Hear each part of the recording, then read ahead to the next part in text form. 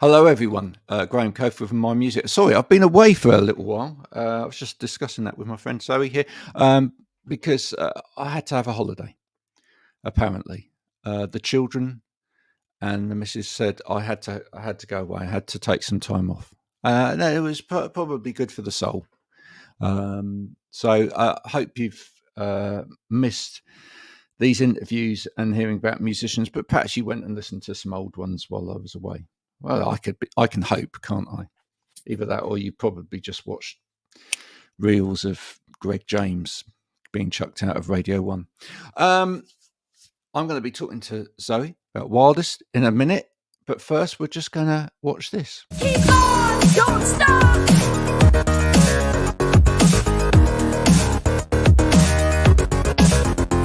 Keep on, don't stop.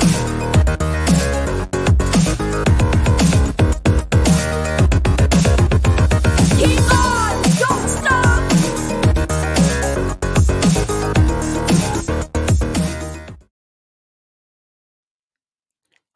Zoe, thanks for joining me.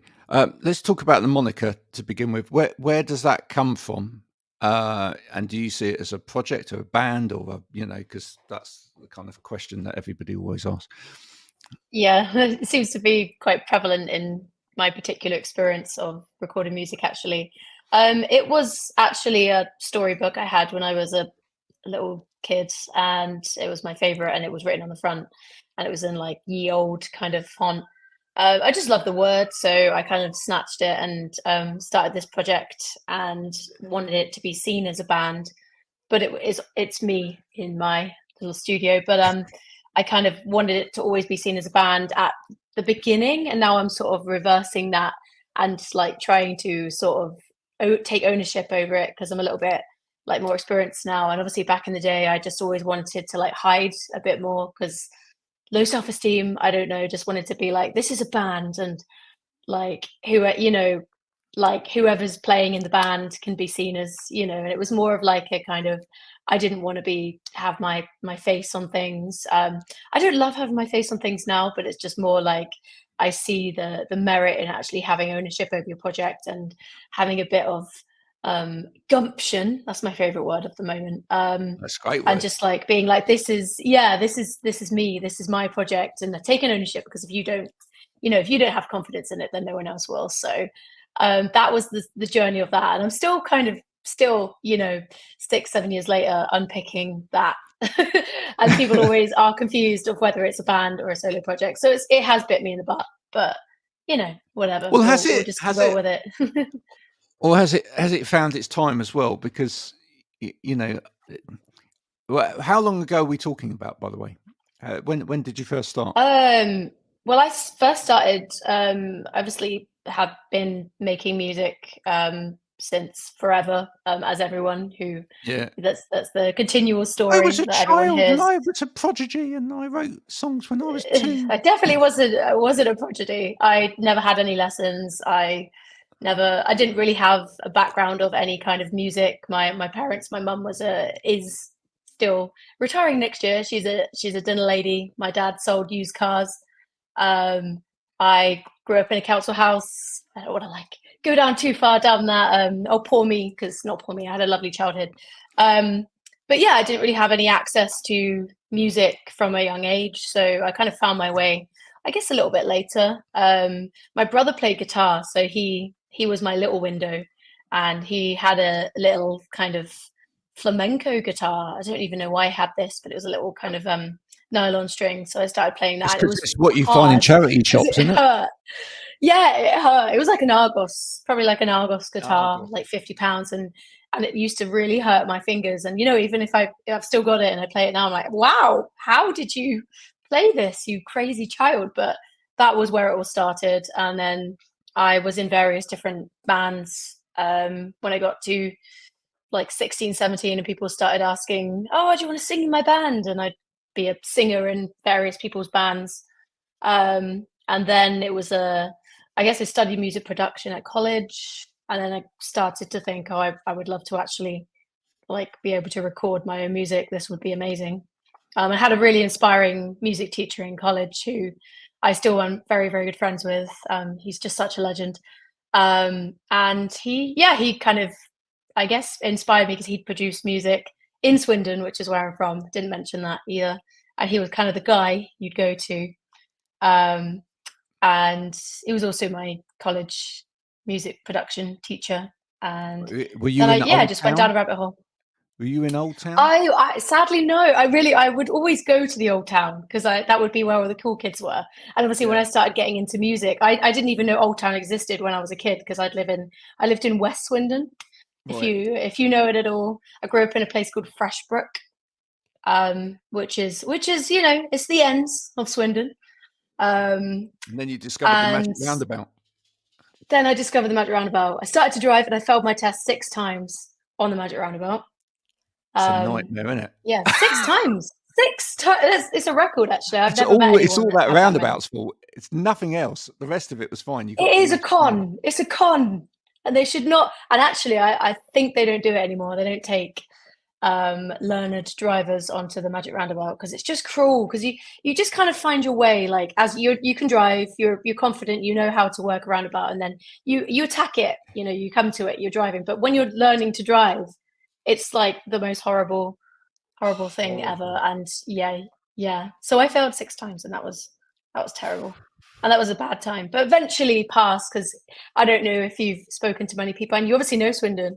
But yeah, you kind of really that is the rite of passage. Like everyone does their driving test at 17. That's like number one thing. You're asking for it for your birthday present, like driving lessons, because you want that. Like you want your freedom, so you can not go. Swindon's great. Don't want to bash Swindon, but you can go and explore and because there's so many lovely places around Swindon as well, like lovely villages and things. So, do you know what? In 5 minutes, I've got a real measure of you already. Okay, so one is you must be really resilient because you persevered with the Argos nylon string guitar, which was hard to play, right?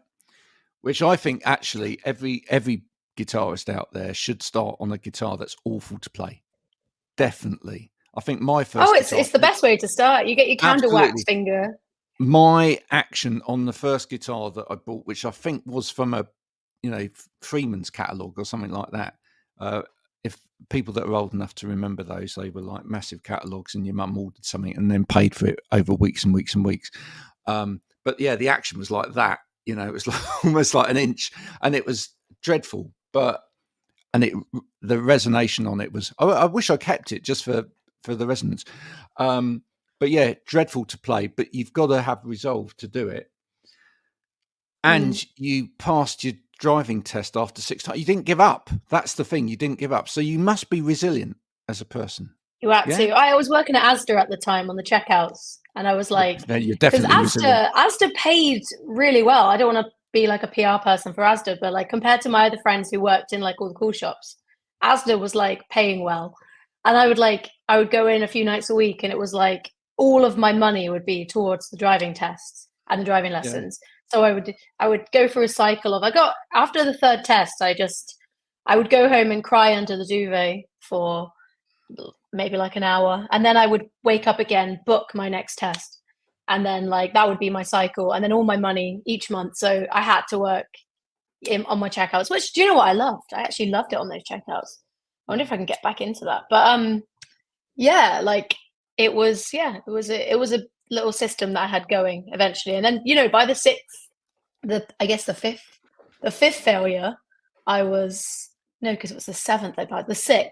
I was kind of really resilient to it. I was like, I'm almost going to fail. I'd almost subjected myself to failing anyway, that's not a good attitude to have, kids. Don't do that. But I've had a really good idea. I was like, yeah, okay. I've had a really good idea for you.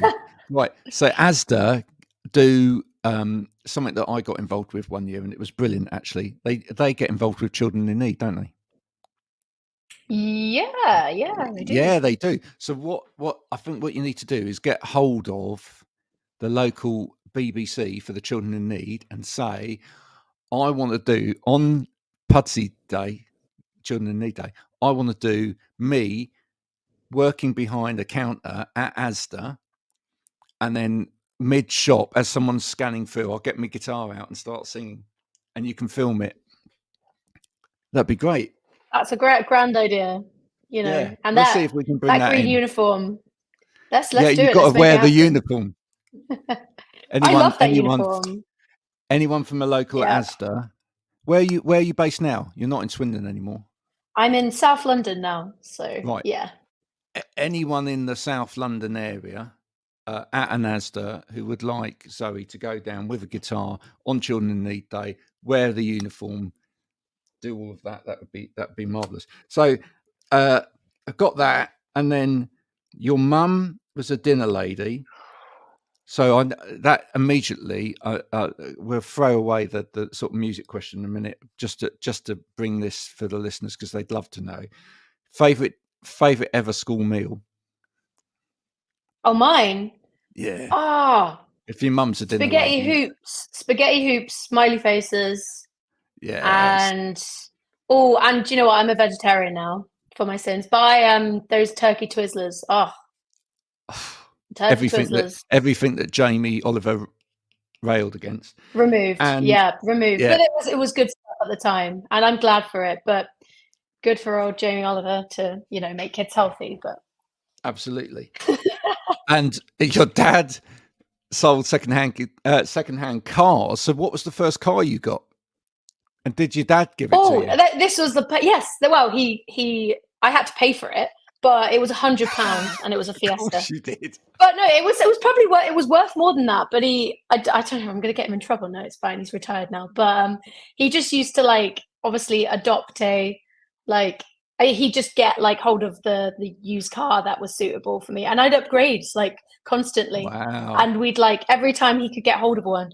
So I'd have I had every car. So I'd just rock up to any, obviously pick up my friend, and I'd have any car. One of them was a Renault Megane with a child seat in the back.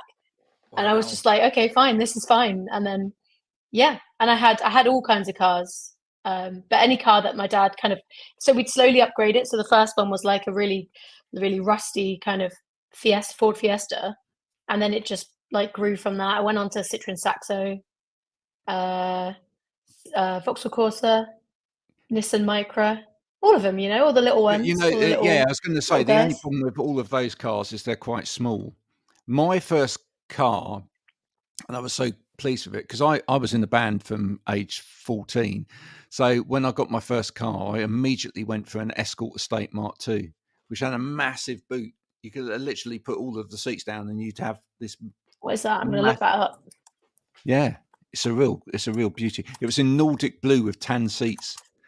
Oh, that is wow. If you had that now, that would be my dad's really into classic cars now, so he goes to all those classic car shows. So sometimes to spend time with him, I go to the classic car show, and they are there. They are ever present there. So I think I knew more about cars than I did about guitars and equipment and everything though, because actually I remember once going with a friend who was in the band as well to pick up some amps, and there were 2 amps available, and I looked at both of them, and one of them just looked pristine, and I went, I'm going to have that one. And it was this electric amp, and it was all right. And my friend went, I'll have that other one. And he obviously knew what he was doing, right? Because it looked a bit disheveled and everything, but it was a Vox AC30. And it was and he then did it up, and it was then I heard what a Vox AC30 was and how much they are actually worth if you get an original one or whatever. And I was like, lovely valve amp. Are you quite into your gear? Are you quite because we see your videos and everything. You're quite often showing bits of gear and whatever. You're quite a geek when it comes to being a show off. Yeah, always showing off. I'd like to think of myself as a bit of a nerd. Here's me with my equipment. Yeah, no, I'm I love that. I love that stuff. I've definitely gone far too far down the rabbit hole with equipment before. I'm trying to rein myself in. I've been selling a bunch of stuff recently because I had to anyway, this is a long story, but my studio flooded, so I had to take all of my stuff out. I mean, it's fine. It's what it is. But currently I have I'm using a little room in my flat, and I've built my little built it out, so now I have too much stuff. And that actually, it made me think, because I'm in the process of getting a new studio, and I'm like, I could move it all back in, and then I'm like, and I don't need all of this stuff, so I'm selling a bunch of stuff, purely because I've accumulated loads of stuff over the years, and I just think having loads of stuff isn't great. And I've got like loads of pedals, because obviously whenever I make any money from music, I'm just plowing it back in. I'm like, oh, I must get this, I must get this preamp, I must get this mic, which I'm really into, and I will sit down and have a beer and I'll talk for hours about why the Neve 1073 is necessary and why it isn't. It's all about the room more than anything. But yeah, I definitely have gone too far down that rabbit hole in terms of actually, like, so I've been like trying to get the right equipment rather than writing songs, and then I find myself in this, what have I done for the last week? Oh, I've been like Googling this Casio synth and trying to get hold of one, like when I could have actually been sat down writing a song. I could have written 5 songs by now. So I'm trying not to do that so much now. I'm trying to actually be productive with what I've got. I wonder actually, I wonder whether that's part of the problem of sort of modern day songwriting, etc. Because, in days gone by, there wasn't the internet, so you couldn't really go and look what is out there, and you can access stuff so easily. You had to go to a music shop to buy it and all of that. So I'm talking quite a long time ago, before the interweb and all of that. But back in the day when I first started, none of that existed. So you actually had to sort of save your money and then try and find it. And you might look on the back pages of Melody Maker or whatever, and people would advertise stuff, or in the local newspaper. But also, limitations probably were very helpful, I'd say. Yeah, I've got friends that are going back to just recording on a 4-track tape machine Tascam, and just being done with it. Yeah, like I've got pals that are doing that now because they're just kind of more fed up, and I'm not going quite down that way. I'm still using Logic and stuff, but I see the appeal, because there's this limitation to 4 tracks, and there's something really lovely about that, and it just means that you get stuff done, and you get stuff done in the moment, rather than this whole, because when you're working on a computer, it's obviously amazing and you've got everything, and we're so lucky for that in this day and age, to be able to just produce an album from my bedroom using MIDI keyboards, and it sound awesome. It sounds like as good as, well, arguably, like back in the day they were definitely putting things through some mad preamps. So it's not really it's not a coincidence that the Beatles sound so wonderful. But you can get a really, really great sounding thing just in your bedroom with like a £100 mic and a £100 interface. Everything's £100 for some reason, and a pair of headphones.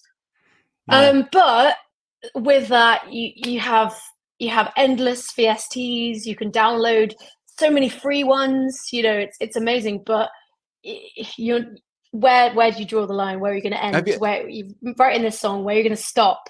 Have you ever heard the Michelle Shocked album, Campfire Tapes? Did that ever come across your? No. Oh, right. Sorry? You need to check that out. Michelle Shocked, Campfire Tapes. It was awesome. kind of. I will. It was groundbreaking at the time, because it literally, I think it was recorded literally on a tape recorder. There was nothing else. There was no. It wasn't overdubbed or anything else, and it did well. Yeah, well, I'm a big Elliott Smith fan, and the ongoing dialogue about Elliott Smith is that obviously later on, when he recorded Figure Eight, Abbey Road, that was like obviously the album that was like massive. But actually, I think through time, everyone sort of listens more to the early stuff. I think it was like his girlfriend's Yamaha guitar and an SM58 microphone. That was all he had. And that was like, and there's something about that era of his music that is just so special. So it just feels more raw and real, and without any, there's no barriers. Everything's just down. He's just recording what's coming out of him. And there's something really awesome about that. And you only really get that if you have a limited amount of time, and if you allow yourself to just for the song to just be, rather than like, some songs, they don't need drums, they don't need all this extra production, they just can be the song. But it's obviously so tempting to do that when you have everything at your fingertips. But yeah. I want to talk to you about the flood in a minute, very, very briefly. I don't want to, Okay. bring up bad memories or whatever, but just briefly about that. But I want to take you back a few years, just about 3 years or so now, and because I'm still worried about your sleep deprivation. You made a video. You walk down the road in your pajamas. Does that still happen? Not so much. Well, Not so sadly, much. that was a dramatization of my insomnia. I don't actually sleepwalk, but it was yeah, no, I still have crazy insomniatic. Is that a word? Well, it is now. Phases. I've also like finally been diagnosed with ADHD, which is like Right.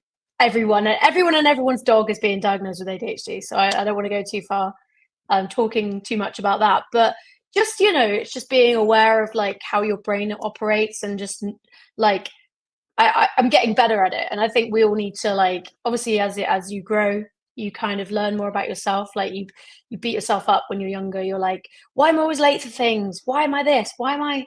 But then I guess you just learn to live with yourself, and you learn who you are a bit more.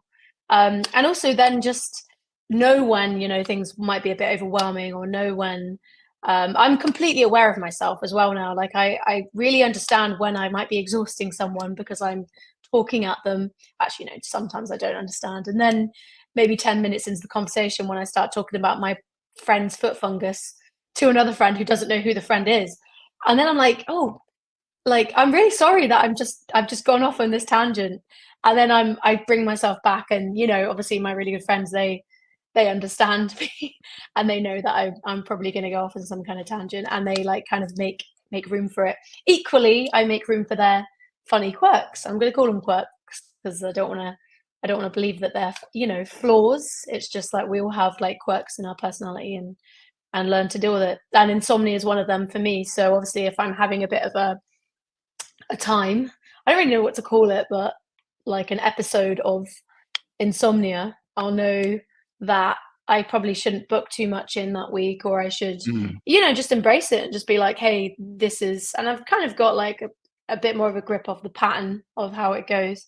And it will sort of be maybe like a week out of the month or something where I'm struggling to sleep at night, and I'll be up doing all kinds of stuff, and sometimes productive stuff, sometimes music, and that's awesome, and that's great. And I feel like actually it's a superpower when that happens. But sometimes it's like vacuuming. Actually, stop vacuuming because that's upsetting people. Do you find you understand yourself now better because you've got the diagnosis?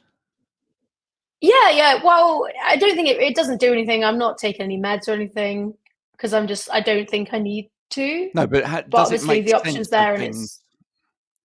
it's yeah, definitely. And Yeah. also you just give yourself a break, anyone should. And I have friends that have been diagnosed with autism as well. And obviously they say the same, where they give themselves a break, like in terms of like, yeah, they don't always need to be social in a social, and even if they think they're coming across rude, then they give themselves a break, because like one particular friend,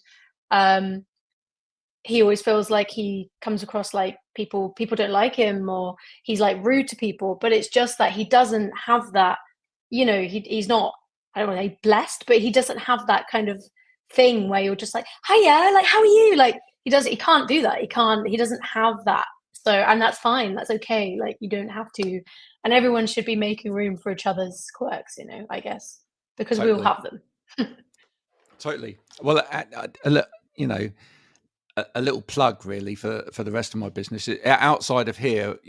I actually work with several people with ADHD, and it's part of what I do. So I kind of help them. And I don't know, has anyone ever talked to you? Because I don't know whether musicians ever get told about this, but has anyone ever talked to you about access to work? No. No, there you go. For any of you out there, musicians, if you're out there and you're making music, and of course there's lots of bits that aren't music, like admin and other stuff that you have to do or whatever. Access to work is available, and you can apply for it. It's a government scheme which enables you to have support workers like me work for you, and they're paid. There you are. It's part of your part of what goes on in the world. So it's just because you're a musician doesn't mean to say you're not working, if you know what I'm saying. Some people out there assume that musicians just having a jolly all the day long and just writing some songs and it's fun and whatever, but it's a lot of work. So there you go. If that might be the thing. So listen, let's quickly go back to the flood. Are we going to get a song about the flood at some point? Because some of my favourite songs have been about floods, and I just wonder whether that might. I wasn't thinking of it. No, it's maybe it's too raw at this point, but perhaps I don't know. That's I when mean, it's best. That's when it's best. It would also have to link to something else because I'm trying to make a conscious effort to not just. Well, obviously, it feels important for things to link back to as a musician, but I feel really driven at the moment to write music that can in some way link back to me, but it's about more of a wider sphere. I'm getting quite tired of just writing music about myself because I'm not that interesting. And also, I don't, I live in my house in this lovely Western world. And I just don't, my problems, my insomnia, my studio flooding, my anything that, like generally bar, obviously like kind of deaths in the family. Like it's not traumatic enough for me to feel like, I don't know, I just feel like I don't want to like self-pity myself too much because there's so much happening and I'm so aware of what's happening in the world at the moment. So I really want to link everything back to that without directly, obviously, I kind of want to like create like this. My new thing, sorry, I'm going off on a tangent, but my new kind of thing is to write kind of music which lures people into kind of like a sense of security of like, this is really, hopefully, a beautiful song. I really feel like intrigued by this. I really like the melody. It's, it's got a poppy chorus maybe, but it might be about something a little bit darker and a little bit deeper, and the lyrics may be a bit grim, and then hopefully I can communicate some stuff that way. I just feel like it's important. All of my favorite artists from the past, whether they're musicians or painters or anyone that I kind of look back to, and I see that they've existed and their music exists and it continues to. Have always talked about things that are going on in their world. So, and a common thing, and I keep saying this. I keep saying this at my gigs. One of my songs directly about kind of this exact thing. But I just think as an artist, if you want to call yourself an artist, like we all have a responsibility to bear witness to what's happening around us and not just stay in our little bubble, and just understand. And like, it's not like we have to go and be on the front line. Obviously, if you want to be, go for it. But we don't have to like be in battle on the front line, but it's just like about talking about things and being aware. And well, sometimes it is being on the front line to some extent, to be motivating to other people. I mean, if you want to go down, pull down those statues like those peeps in Bristol, I love that.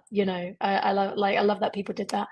And obviously, there's other things that are going on in the world. Some would say it would be foolish to go to certain countries. If you have the power, there's some journalists that have gone, to Gaza and places like that to sort of communicate what's going on. And I'm not saying people have to do that and put their lives in vain, but I think it's just more like let's talk about what's going on in these places and let's talk about people. Have you been back to Bristol since it's now become the Bristol Beacon? So much better name. The Bristol Beacon, yes, I have been there. It's a very cool venue. Like, and I'm really that was a great move, and especially that's so Bristol. Love that. I love that about Bristol because obviously I'm from near Bristol, so how just like unapologetic everyone is about like, yep, this is like the way it needs to be. Like everyone seems to be so that way. Obviously London's the same, but Bristol is very dense pocket of it. which I really get energy from. Well, I'm just south of Bristol, so Bristol's the one Bristol of my main vibes. gig Hubs. areas, as it were. Yeah, I'm going to give you a song. I don't know whether you've heard it before or whatever, to go and vibe and cathartically, release from the flood, etc. I mean, it's a metaphor. It's not literal flooding, but it's a metaphor, which is Peter Gabriel's "Lord, Here Comes tune, the yeah. Flood." Yeah, you know that song? Yeah. What a great vocal on that. I just love the way his voice sounds on it. He's one of those singers whose voice has just carried on with age. A lot of singers lose a lot of the great characteristics of their voice, but his voice just sounds brilliant still. He's looked after himself. He has Lots of cashew nuts. Yeah, and a lot of the people that I know with ADHD say that yoga is very good as well, just for calming the mind. What are you working on at the moment? Just to leave us with a little tidbit for for all of the listeners. I'm working on new music. Yay! I'm working on a new collection of music. Make of that what you will. But yeah, a collection of songs, and yeah, I'm really excited about it. Getting there, trying to get something ready as soon as possible. I've been a bit low key this year with sort of playing gigs. I've been doing bits and bobs, like mainly playing on the edge of cliffs for some reason. Dangerous sport. It's dangerous, but it's really fun and like lovely because the wind blows in your hair and there's like sea behind you. But playing in really nice places, which is not like beer stained venues, but I will be playing in a bunch of beer stained venues soon again, which I love too. So I've got a bunch of shows actually coming. Well, not a bunch, just a collection, a handful of shows happening in October and November. But other than that, I'm be on the list. Bristol on the list. Maybe if not, can someone that's watching that's Bristol involved and on the scene and is a promoter, can you just get on that, please? Thank you. There may be a visit back to Swindon, so if you want to make that journey, I feel like I need to check back in with the old homestead. But yeah, from the middle of the Magic Roundabout. From the middle, as a protest against it. Can you imagine that as a stage? That'd be interesting, wouldn't it? The Magic Roundabout as a stage. That would be awesome, but also maybe a bit distracting, and there would be more failed tests on the Magic Roundabout, maybe. And dangerous. But I can imagine it with like, especially if you were in a band situation, you literally had like a member of the band on each of the different hubs. Yeah, put it to Swindon Borough Council. They'll. And they definitely say no from a health and safety perspective. So don't think that's happening anytime soon. I nearly got a parking ticket in Old Town once because there's a lot of get you.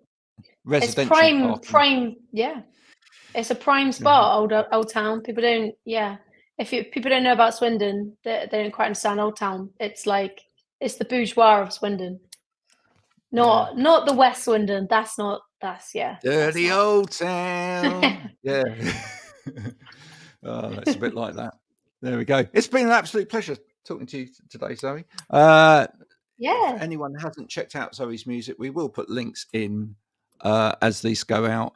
The whole point of these conversations, as always, is to get to know your artists a little bit better, and that way you're then going to be intrigued. Anybody can do an interview where they play the latest single and then you think, oh yeah, that's not bad, I'm going to go and listen to 3 seconds of it or whatever. But we like to actually get deep with the guests, find out about Argos guitars, dinner ladies, secondhand guitars, secondhand cars, and the rest of it, and then and we like to make things happen as well. I'm going to be contacting Asda after this as well to see whether we can get you your a special uniform with your name on it. I'm all for that. I'd love that. I love that uniform. I think I have a shirt in that exact color. Do That you? green, that pea green. Yeah, it's trending Yeah. right now. I think that Asda, you're trending. Watch out. The only thing I wasn't overly fond with was the slap at the back. The old slap of the old back of the jeans. Yeah. Yeah, yeah. Not I don't think they do that anymore. They've moved I, on. I think I think it became a bit old money, really, etc. I actually But there don't you go. know. I don't even watch TV anymore. I've Do realized you I don't even not? know what is. I don't like. I put my TV in like storage, and ever since I thought I would get it back, and then I've just been really enjoying not watching TV as like Do a you listen to general music instead, or do you thing. not listen to music instead, or Podcasts, podcasts like Don't really, this? well, obviously music as well, obviously, but podcast is like my Well, favorite as someone that makes entertainment. currently 9 podcasts, and this is now up to nearly 500 episodes. That's great news for people like me. That's great news. Exactly. It's the new You know, media. it, Yeah. it's not. Well, it's like having someone in your home, isn't it? That, you know, especially if you get a great conversation going, it just feels like you're there in the space. Well, it's just a bit more. It's a bit more pure, isn't it? It's a bit more like it feels less monetized and like that's 'cause someone's it trying to isn't. sell you something all the time. Yeah. Well, there you go. Yeah. And it's a bit more free. You can say what you want, which is Which is good. Well, they tried to. They were talking about trying to regulate it recently, and I was thinking, no, please don't go down that. Please don't go down that route. Got too much of that. Yeah. That's a bit like telling musicians they can only use certain chords. Well, I mean, regulating it if it's like, you know, the Manosphere podcast that yeah, okay. the like incel podcast. I think they should do something with that, but not like, you know, this. Yeah. Definitely not. Not the nice stuff. Thank you. But yeah. Zoe, thank you so much for coming. Do send something. I'll send you my address. Do send something for the bald. These are all people that have appeared on the show. So you know, let's get you on the board, as it were. And I will send you, if you send me your address, I will send you some badges from the show as well, so that you can pin them on whatever you like to pin badges on. If you do badges, that is, I'm trying to get people to send me them photos of the badges, and we're putting those on the Instagram. So we're getting badges all over the place. The wonderful Berries band, who were on the other day, sent a nice photo with their badges last week, which was lovely. Folks, wonderful Zoe, Wyldest. Thank you for listening. Thanks for joining us for the last 37 minutes. I hope you've enjoyed it. If you have, this has been MyMusic. You can like, share, and do all of that. The more people that actually give it a rating on Spotify as well really helps. If you're listening to Zoe's music, add it to a playlist. Don't just listen to it for 3 seconds. Add the songs to a playlist. Share it with your friends as well, so that, you know, we get the wider pool of audience happening out there. And I'll be back. I've got some more great interviews lined up for this week very shortly. Until then,